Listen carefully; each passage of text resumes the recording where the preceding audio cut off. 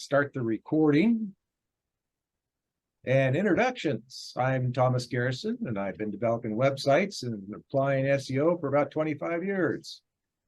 And we're all learning new stuff, especially with ChatGPT. But it's a good tool if you use it correctly. You can abuse it easily. So I recommend that you kind of follow along with the bouncing ball and make sure that you're not trying to do something that you don't really want to do.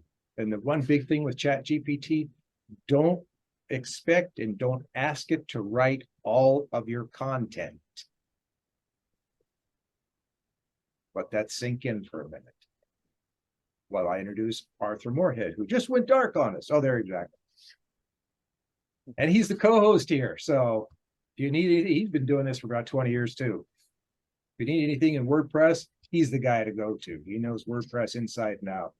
He likes to turn stuff upside down. So if you like a upside down site, he's the guy to turn to. And good with Elementor too. An expert in Elementor, I think.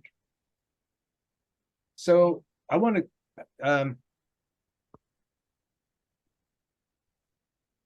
SEO has so many things about it and so much technical information about it. It's a difficult subject. But in the last few weeks, we've been kind of going along at a really slow pace that everybody has seemed to enjoy because we're just getting bits and pieces instead of throwing a whole bunch at you at one time. And then moving on to a different subject or a different part of SEO. So I want to keep with how we've been going the last few weeks. And we've gone from why you need to know specific keywords, how to find good keywords, where to find good keywords. And for anybody who's missed the last few weeks, they're in YouTube, so you can watch those videos. SEO Tom is where you're going to find it. Just youtube.com/@SEO-Tom. And there I am. Guess I should put that in this thing behind me. Arthur, why didn't you tell me that a month ago?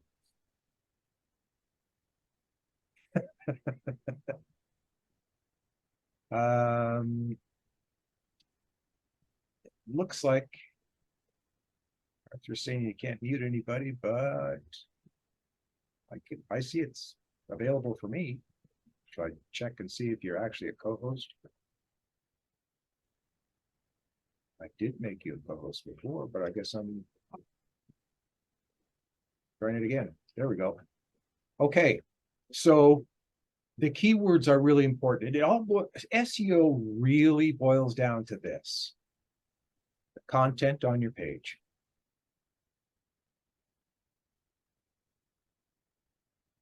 It seems like it would be a much bigger secret, but it's not.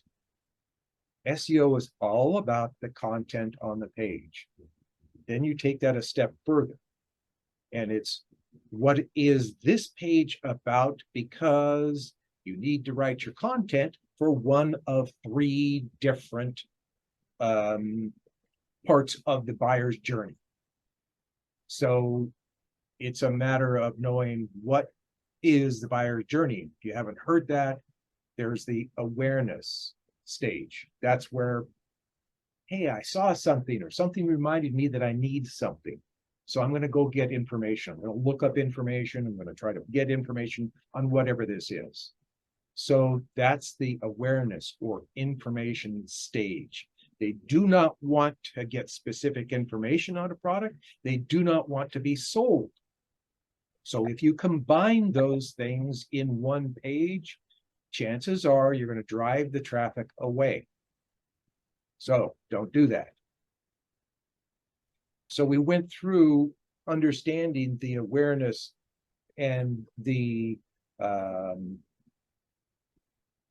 to think of, we're all in the same boat trying to remember each of the different steps, but they call them different things. Awareness, consideration, and purchase are the 3 stages. And ChatGPT talks about it as commercial, transactional, navigational. So you're going to find these terms around, but even if you said awareness, consideration, purchase, ChatGPT will know what you're talking about. And the reason I'm suggesting ChatGPT is because you want to find keywords that address one page at a time, and you're addressing your SEO one page at a time. Do not try to write pages for everything in your site at one time. Don't try to find keywords for everything at once. Break it down so that you're focusing on one page. So you've gone through and you found keywords, and that's kind of where we are today. How do you know the keywords that you have found match a specific stage of the buyer's journey? That's where ChatGPT will come in really handy. And I can show you one thing that I just did this morning with ChatGPT.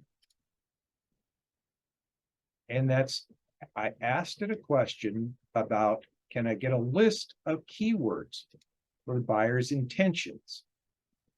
It's a really open question. So there's a tremendous amount of information that it spit out. But this is all really good information. I'll start back up here at the top. But you can see that it's got the how-to, the guide, tips, tutorial. So that's informational intent. When you're writing your pages and you're on the buyer journey stage 1, which is awareness, they're looking for just information. I'm going to back up again and I'm going to repeat it. SEO is all about the content on your pages. When somebody finds your link to your site from the search engines, if you happen to get to that point where buyers can actually find it, they're looking for something. It needs to have matched their search. Which stage are they looking for? And if they found your site and they come to a stage that came up in the search engines as matching what stage they're looking for, and they find text on it that's not what they're looking for, they just leave. So if you've been able to get into the search engines for the correct page, stage for that page, make sure the content is written correctly. And stage 1 is how to, a guide, tips, tutorial, steps, definition, meaning, explanation. They're looking for information on what they searched. Then you're looking at navigation. Best, top, reviews, compare, versus, ratings, rankings, brand. So you can understand it. That's how you break it down. So you get, these are very generic. These are not telling you specific keywords. It's telling you, here are the stages and some things that are in each one of the stages. Product-oriented intent, location-based intent. That's important because your pages should be localized. If you're attempting to optimize your site for a national search, you have, I'll back this up. I'll stop mid-question or mid-sentence and say, if you're not in the search engines, in other words, you could be 400 pages back or even 100 pages back, even 5 pages back, and people still don't go that far. Think of the last time you searched. How many pages did you go back?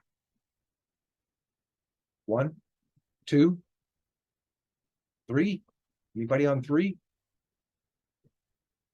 Nope. Why not? Is it because, and nobody's muted today, you're all, you can unmute yourself because there's so few of us. But if you are searching for something,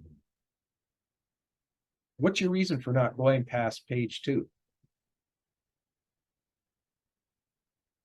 Don't want to? No, my time is my money. Okay. I'm looking for speed and efficiency.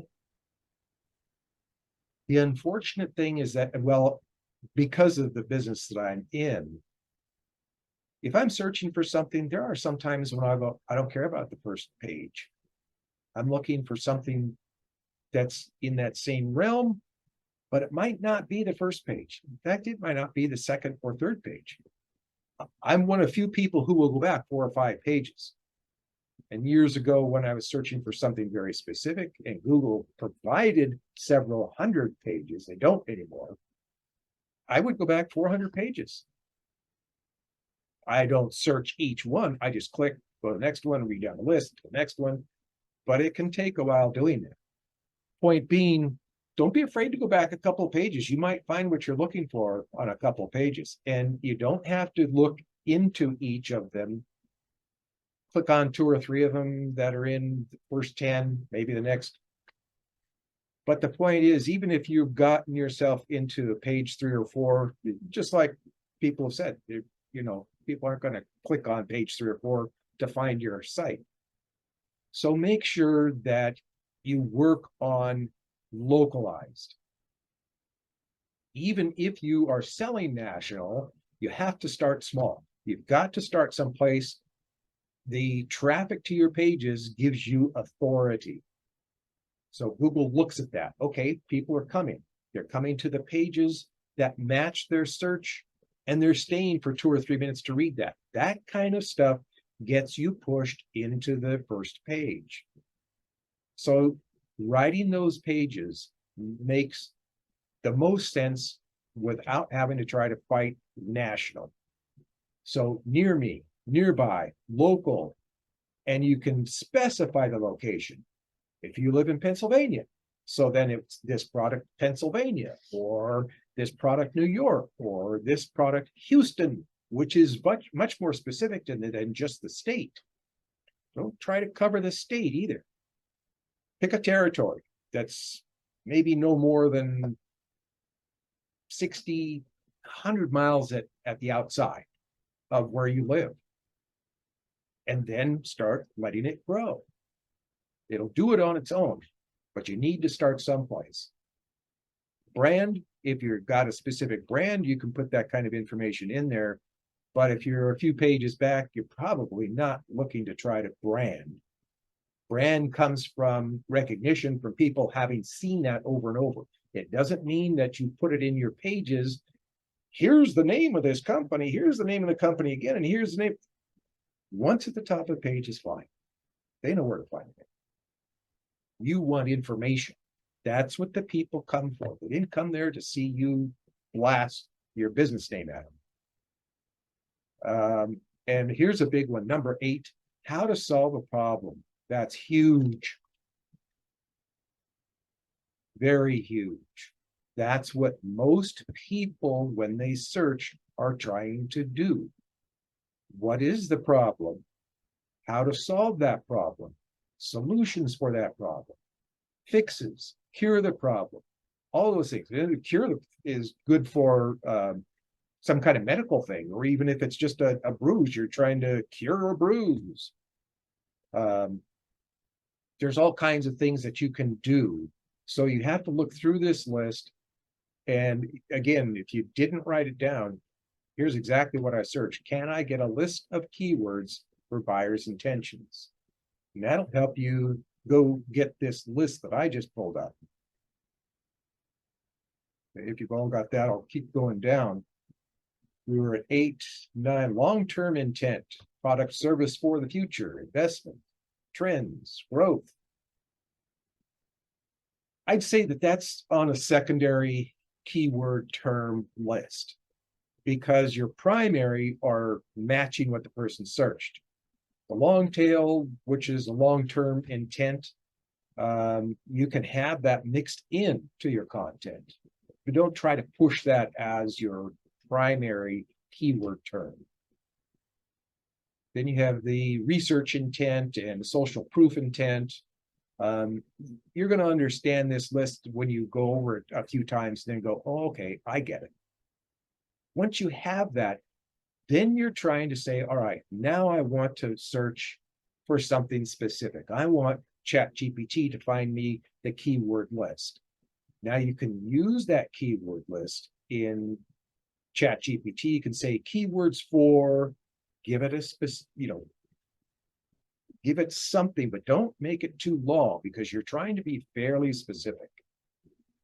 Find out if the keywords you're considering are of value. And I'm going to back up right there. Most people feel like I don't need to research my keywords because I know my business. I know what keywords are about my business. And I'm going to tell you flat out, no, you don't.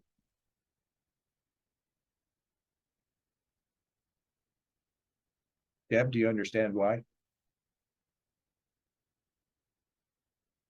Okay. Yeah, we get into an echo chamber, and it's, you have to talk in their language, not in yours. That's correct. Most people who are writing content are going, I know my business, so I'm just going to use these keywords. And they never do the research. I asked that question a couple of weeks ago, and I said, how many people have done research on the keywords? I think there was like 1 or 2 people. If you don't do the research on your keyword, and what research I'm suggesting is that you find out how many people per month are searching that keyword you're intending to use. Even for a local search, you're going to have something 100 or more. 0 to 100, maybe. Depends on the keyword. And it depends on your area. But 100 to 1,000, that's a good place to start. That's not a bad search term. But it also needs to match what it is that you do. So when you've written down some keywords thinking, oh, I already know what I'm doing, go research them. And a lot of people find that they use whatever they come up with. Some people even use a paid place that has keywords. My question to everybody who's got something other than the Google Keyword Planner, what do you use and why? Anybody?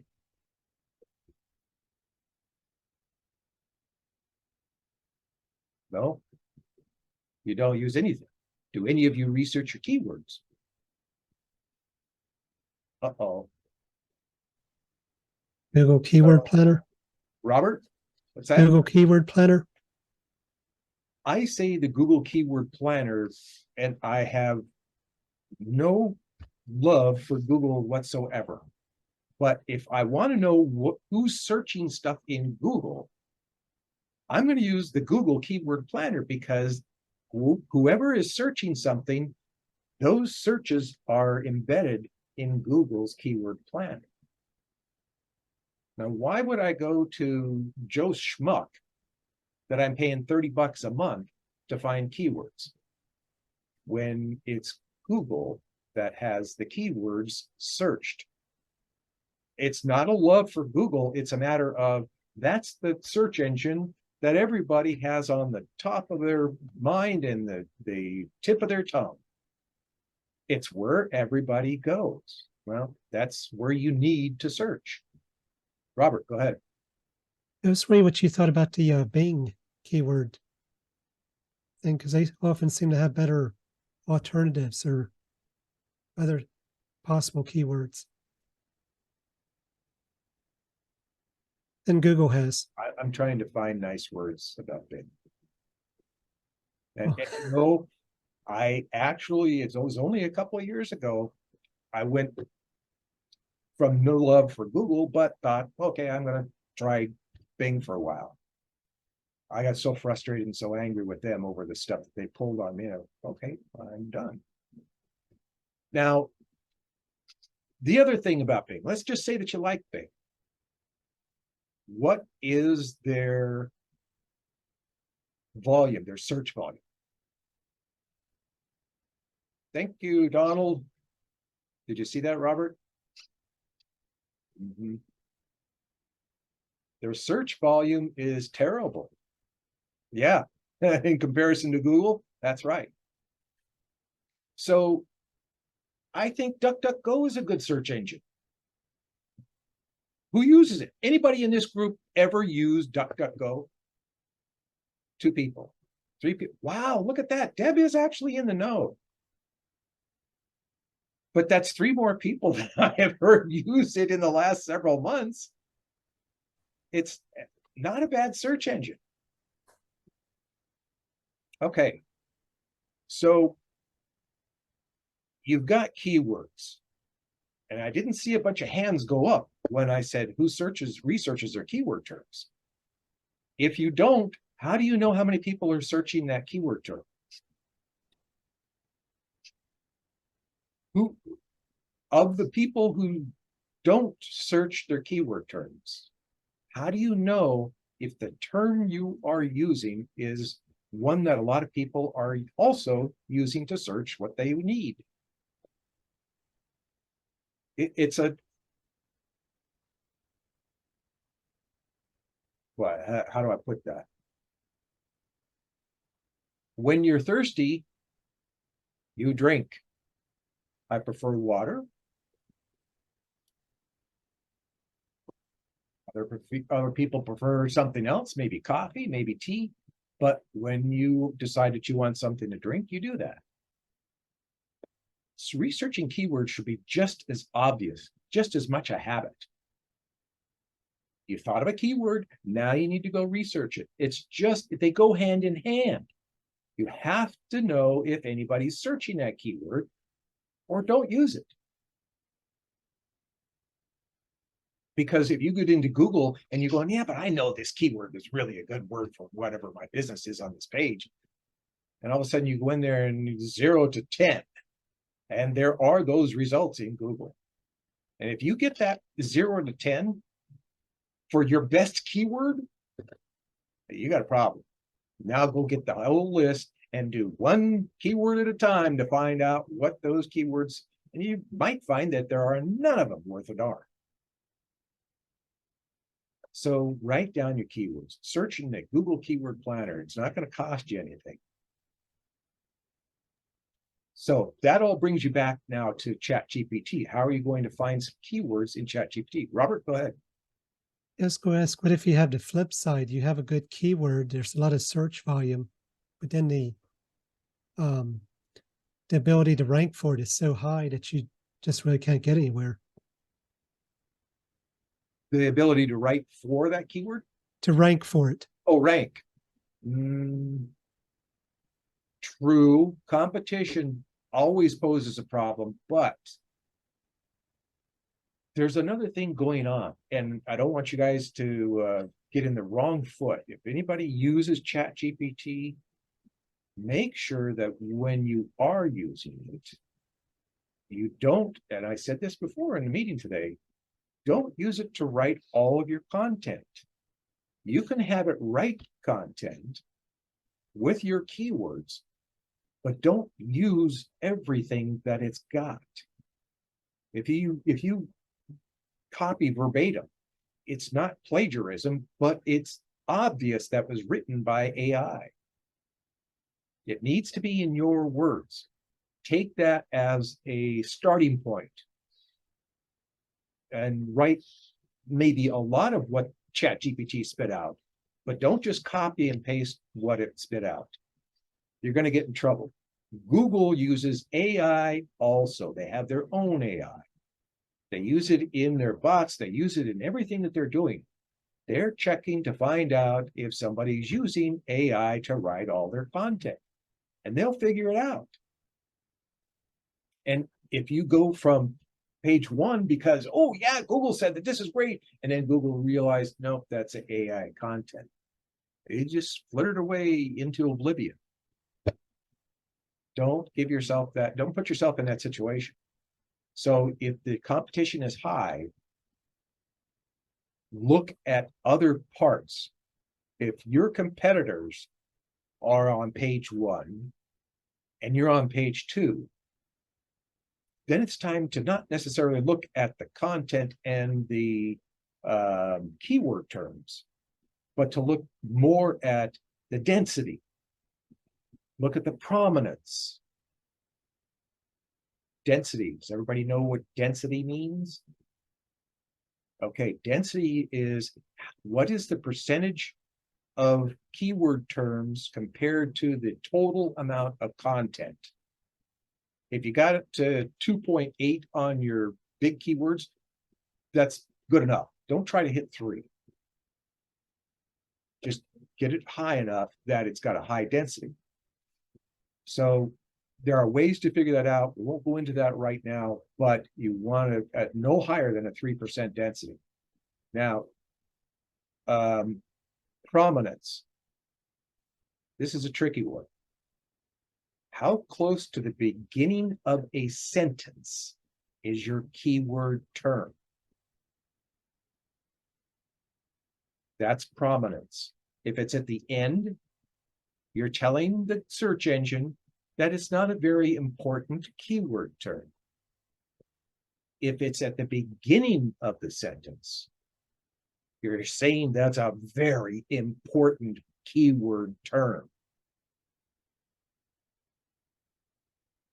Sometimes, in order, when I'm writing content and I've got a good keyword term, I'll just begin the sentence with the keyword term. And now I'm trying to think, okay, what's a nice conversational text to have after I've said that term? So that pushes you, it forces you to write after the term instead of just figuring out where it's going to land in the midst of your sentence. And after you've written some of the sentence, you might go, yeah, but it doesn't quite make sense. So I need a couple of prepositions or something, or an adjective before that keyword. That's all right. If it's the second or third word, good. But make sure the sentence is long enough that that prominence is still there. In other words, if you got a really short sentence, it's going to be difficult to get the prominence, even if the word is at the beginning of the sentence, and if you only have 3 after that, it's probably not a very conversational text sentence. So think about where your keyword terms are positioned in the sentence. And specifically for what you're talking about, Robert, the competition, you can pull up in ranks.nl and see what keyword terms that they're using, what the prominence is, and what the density is for each of the keyword terms. So if you see their prominence is low, there's a place that you can get the prominence up and do better than the competition. So Robert has, I just told him a secret. That's going to cost you. And I saw Deb writing some notes, and that's good. Make sure that that prominence is high. Okay. So would anybody like to pull up their browser and show us a term that they're using so we can go through with them and see, here's another way to search for that keyword. Or here's a way to find out if your keywords are stage 1, stage 2, or stage 3 for the buyer's journey. And I can't say that enough times. If you're not writing your content for the buyer's journey, don't write it. It's the point of the buyer's journey of knowing that sales stuff, because that's what it comes down to. You're having to understand sales. And if you don't at least do some sales, then you're not going to write content that's going to provide what the reader needs. Anybody here have ChatGPT that they want to try, they'd like to show us? Nobody? Don't be scared. It's not like we're expecting. Oh, Donald, go ahead. I didn't mute you, but you may have muted yourself. There you go. Yeah, I write everything out by hand. I work as a librarian, so I have to write everything out by hand, and then I sit over it overnight, and then I reread it. And I was also a history major. That's actually how anybody should write their content for their website. No, I'm wondering if you still need a website guinea pig, because I actually did the keyword search and I can show them to you in my Word document where I write my content and what you can see on my website. Do you still need a website guinea pig? Sure.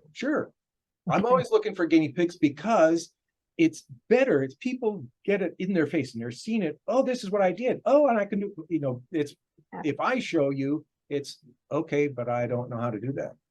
Yeah. Well, and I'm here because I'm with Donald. I don't know how to do it. Okay, And I'm just kind of bumping around in the night, hunting for things. So that's why I'm here. okay, so Okay. you've got a list of your keywords. You can share your screen Okay. if you'd like. Okay. So, you know what? Let me just share my screen completely. So this is my website. I am a home organizer, and I used the Donald Miller methodology to design this, right? Where you've got the villain, clutter, you have the hero, the person who's going to hire me, and I'm your guide, right? So the land is really about their kind of aspirations, best house on the block. And then I come down into kind of not below the fold, but getting into the actual home organizer and what we do, how we work, some of the fine things people are saying about us, and that kind of thing. So this is kind of the teaser part of the journey. Like, yes, I do want to be the best house on the block, right? So this is to get them interested in kind of, are you guys experiencing this too, and that kind of thing. So that's how I'm coming at this. And then I get into my services. Have you ever felt like this? And this is really walking them through the frustration journey. And, you know, maybe they're not frustrated. Maybe they're just running late to things. Maybe they're just kind of like meh in their house, right? And I have my call to actions. That's these, book your intro call. And then again, with Donald Miller, he talks about don't show the before, right? Don't show the clutter, don't show the mess, don't show the villain. Show your hero's journey and what they're going to feel like after. So that's where this came in. And this is all my content generated. I didn't use Chat GPT. I basically shut myself in a room until I felt I'm on the other side with them. I've had a couple of clients where they talk about how they feel emotionally constricted. So I wanted to talk about that a little bit and give them visuals that made them go, wow, yeah, that spring day. And then, package everything up to make it easier for them. And then we get into the, hey, how do we work together? And this is kind of where the aspirational things come in, right? You take the humans out of it, you give the aspirational, and me with my smile, right? Hey, hi, just here. Thanks for stopping by. And then here's how we work together. My keywords, I did go through this, and I do have curate because, can you guys see the Word document now? Yes. Okay. So what I did is I looked for monthly search volume. And I did that because I'm having to pay Google to drive and be part of my sales funnel. So I wanted things with the biggest bang on search volume. I don't know how curate comes above things like professional organizer, but I do have curate in my content. Where did you so find the number for the monthly search volume? that was in Google. In the Google Planner? Yeah. In the Google Planner? I'm asking it again because I'm not sure that you understand. Did you just search in Google? No, I went to the Google Planner, and when I went, yeah. And there's 1 million people searching curate. Yeah. Okay. Combine Wild, right? those numbers and what I was seeing on the pages. Mm-hmm. What page do you consider is a stage 1 landing page? Now, before you answer that, I'll explain. Stage 1 being awareness. I just want information about being a curator. What page is that on? Yeah. So curate your clutter.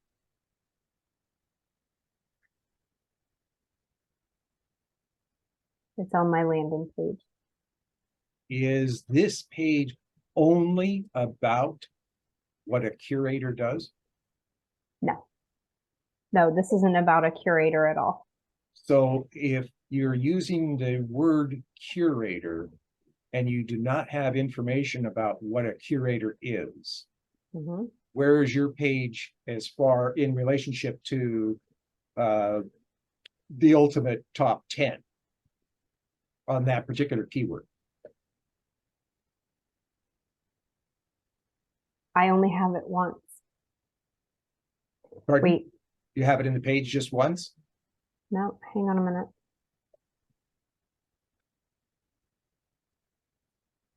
Do I have it in here? I think I have it in Take My Breath Away. Nope.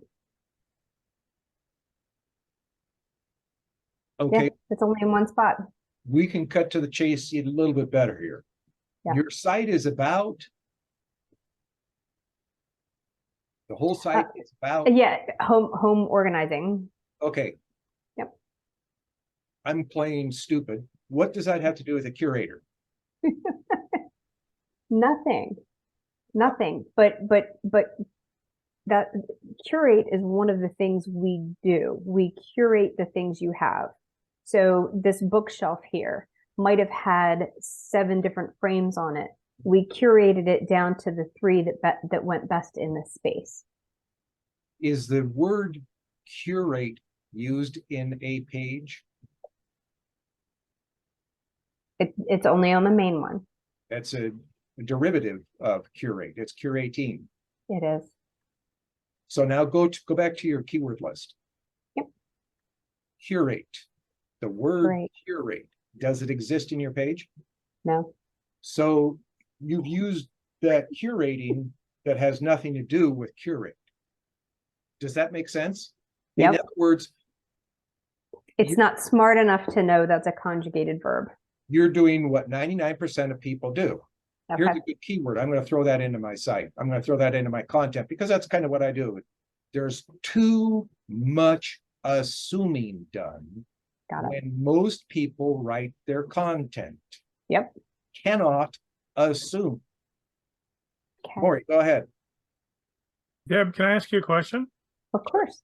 If somebody was sitting in a coffee shop yakking to a friend, would the word subject ever come up? I'm going to go home and curate my bookshelf. Is that how people talk and think? No. Exactly. And this is what Thomas was trying to get at when he says Yeah. you have to get out of your headspace Yeah. and into whose money you want, their Mhm. headspace. Yeah. How And I would think they speak to a friend when they want to? If they have a cluttered house, what would they be saying to a friend? That's how you need to speak to them, right? Mhm. Yeah, and Maury, I think that's a really good point. I came at it because that's how we in the organizing profession speak. We talk about declutter and curating and those types of things. And yeah, if someone's frustrated, most of my clients are like, I'm so frustrated with my house. There's too much stuff, right? Boom. But Hold that thought. stuff. Hold But- that thought right there. What's the problem you're trying to cure? Trying to solve?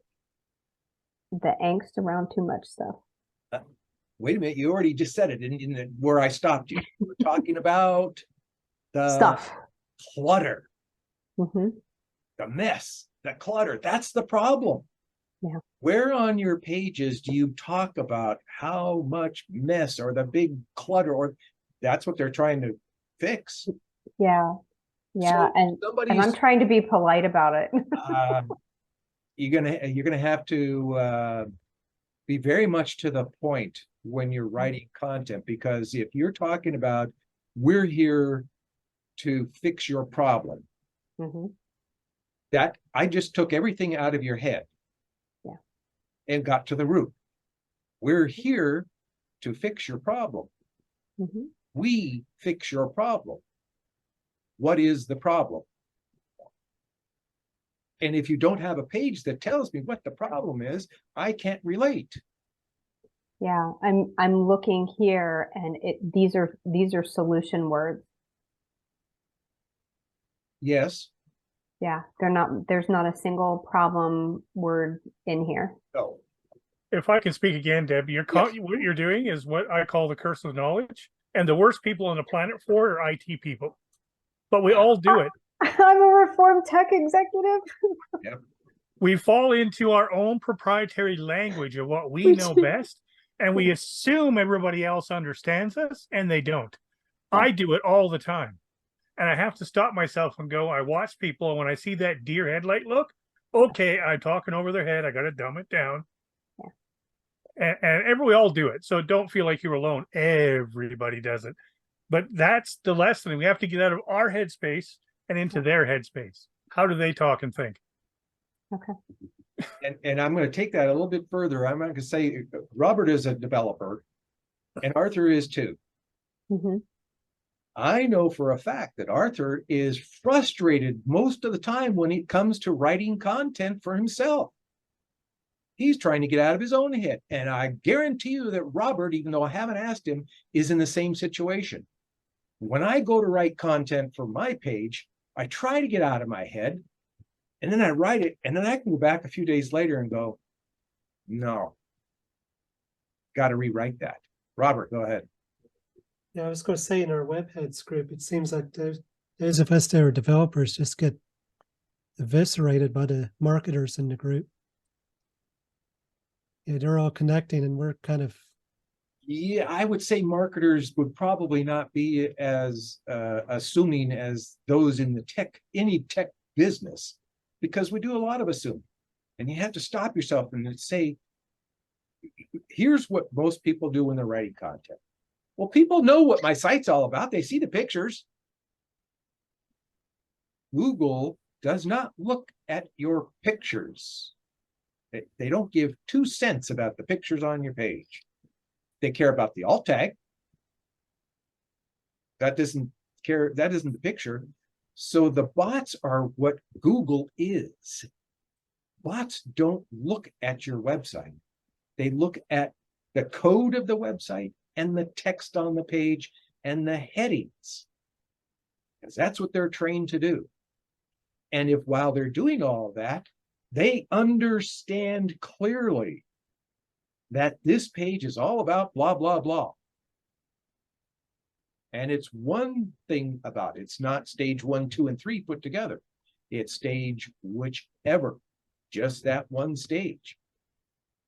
That's what the bots read. They want to see, they want to know that the content is there, it's conversational, and it's about a specific stage. So if you haven't hit that on any of the pages that you've got, is there any wonder why the page is 100 page back or out there in Cyberville? That is the most important thing. And as I said at the beginning of the meeting, your SEO is all about the content on the page. If your content is completely assumed that the reader is understanding what the content is about, it's never going to make its way to the page 1. So it has to have what you're expecting. And another thing that I noticed about the site, and this is something that most everybody gets wrong.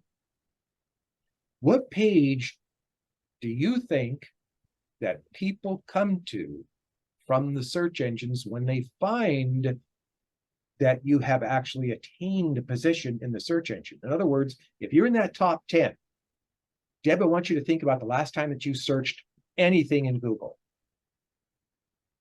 What page did you click to go to when you found something in the searches? Services. What page was it? It's like the 3rd page. Something internal, right? Yeah. It's never the home page. Oh, I was just going to say that. How many times have you searched and gone to a home page? Anybody here, has anybody ever done a search and arrived at the home page for the link that you found in the top of the search engines? And Thomas, if I can add to Debbie's comment, Go ahead. what was your intention of landing on the services page? What mode were you in? I was buying. Exactly. I was trying to You buy. were in buyer intention mode. I was. Proverbially had a credit card in hand, ready to go. Yeah. Yeah. So the service pages is written for that purpose, right? That's a buyer intent page. There's a good example of one. I'm being quiet because I'm waiting for this to really sink in. What you've just experienced in the last 15 minutes, even though we've been almost an hour at this, the last 15 minutes has just shoved a bunch of things into your head. And you're going, oh. And Deb, not to pick on you, but I'm saying we saw your site and you're going, for flippin' flappin' sake. I got a lot of flippin' flappin' work and a flippin' flappin' idiot that's telling me all this stuff. I'm gonna kill him. I mean, you're going, wait a second. You mean I gotta rewrite all my pages? Don't shoot the messenger. If all of you go to your pages right now of your websites and you look at them just like we did at Deb's site, you're going to go, what page, what stage is this page that I wrote? What stage is that page that I wrote? You're going to look at all your pages and you're going to go, none of them are actually addressing any stage. Wait, I've got this one page where all my services are listed, so all my stuff you can buy now. Okay, and which of those pages that have the area to buy now have details that you didn't write? Here's what it solves, here's what it does, here's the information, and buy it now. Just because there's a product sitting there that says buy now doesn't mean they're ready to buy now. So it has to be in the right stage. I see a lot of mind work going on in everybody. And that's good. That's where you should be, because you're going to now go look at each and every page of your site and ask yourself, what stage is this page? And if you have no clue, make a determination. This page is going to be. Maury, go ahead. Well, just to help Deb out, when you go back to ChatGPT, so you know that list of keywords she has in her Word doc? Yeah. Remember that prompt I gave you, how to determine what keyword is in what intention? Yes. If you give her that prompt, she can run, and by the way, ChatGPT is free, the basic ones, Deb, so it doesn't cost anything. She could take that list of keywords, feed it with that prompt I gave you, and it'll give her the intention of every one of those keywords. Deb, have you tried that before? I don't think she has a ChatGPT account, she said. No, I don't. Yeah, it's free. No. Yeah. You may have to mess with it a little bit. I know I was kind of playing with it, but it's writing the question where it says message down at the bottom. Just type in your question there. You don't need caps. You don't need exclamation marks or anything else.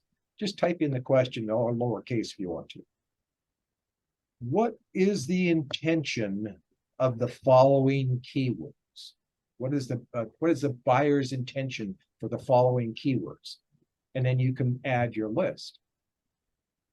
And ChatGPT will tell you the intentions of those keyword terms. Now you can also do the opposite. If you have a specific subject, now you wouldn't use curator, you would use, what is the problem that you're solving? Organization, I get that. Clutter, mess, those things. Okay, Yep. so just out of curiosity, I'm going to go to Google, and we've got about 3 minutes to do this. You could even ask ChatGPT to spit out some topics on what would buyer intent for clutter be, what would awareness intent be. It'll tell you all that stuff. That's where ChatGPT works really well. Yes. I'm actually just going to go a step behind that to say, how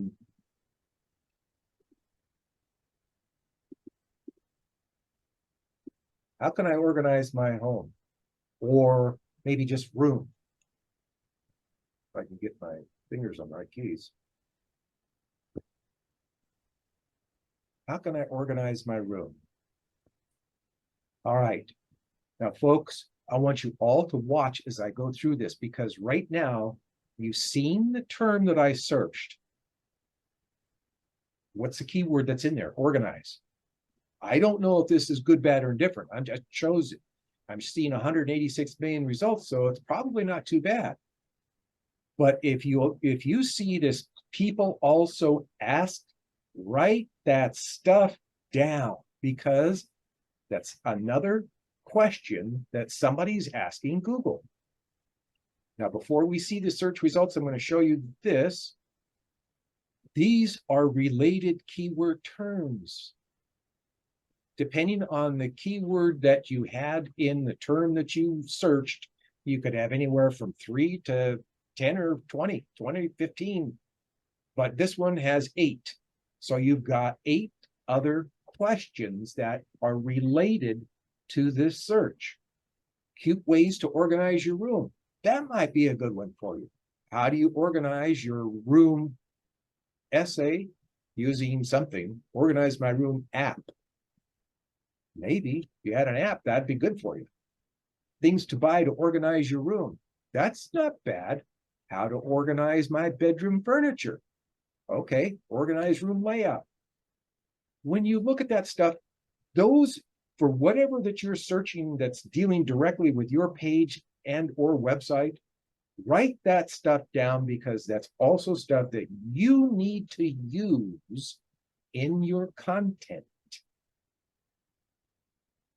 So if we look now at the results, how to organize your room, 13 tips and tricks. That's the first one that came up. Of course, that's Wiki. The first one that looks like it's a organic is 41 room organization ideas that are smart and stylish. So I don't know if that's a better term, organize or mess, or that's where you need to go. Have you, Deb, you said that you haven't used Keyword Planner. Do you have you created an account to get into the Keyword Planner? Oh yeah, I did use the planner. Yep. Oh, okay. So you have used it. Yep. Every term, no matter what else you have used, go back to the Keyword Planner and find out what Google says. This many people search that term. Okay. Now, Thank you. I'm also going to hit on something really quickly, because Arthur put it in the chat. People do not search one word at a time. When's the last time anybody here searched one word? You're looking for an answer to something, so you don't just ask one word. You've got to do the keyword term or the Keyword Planner to look at your terms and see, oh, this is a lot more difficult than I thought. Yeah, it's just not, you cannot assume.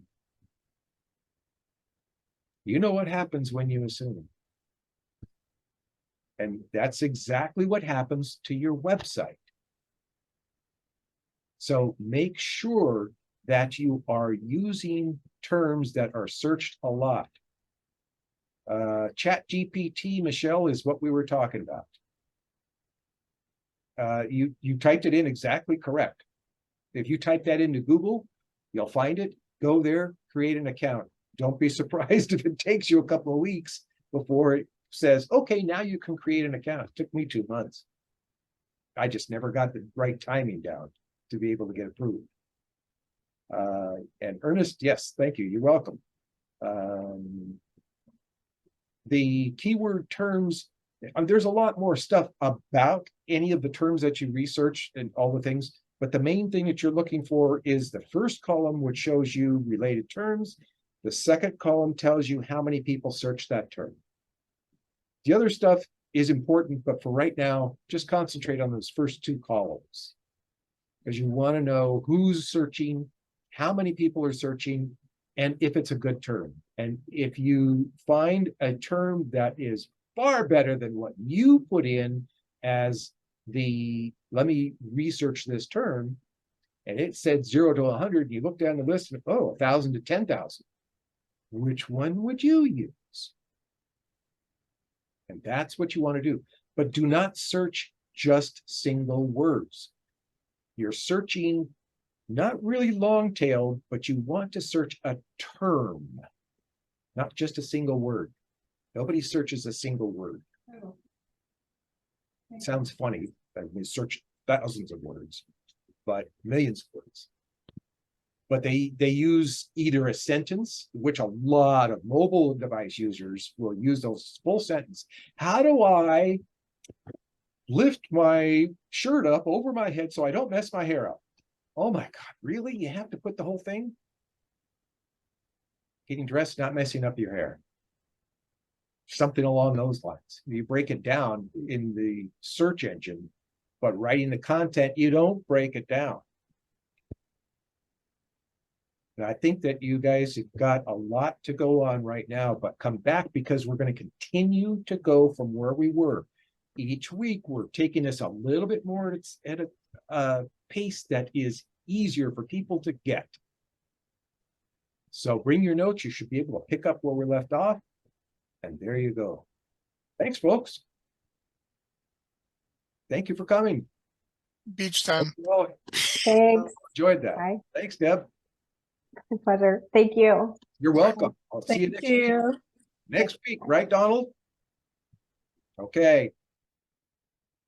We'll see you all next week then. Thank you. Welcome.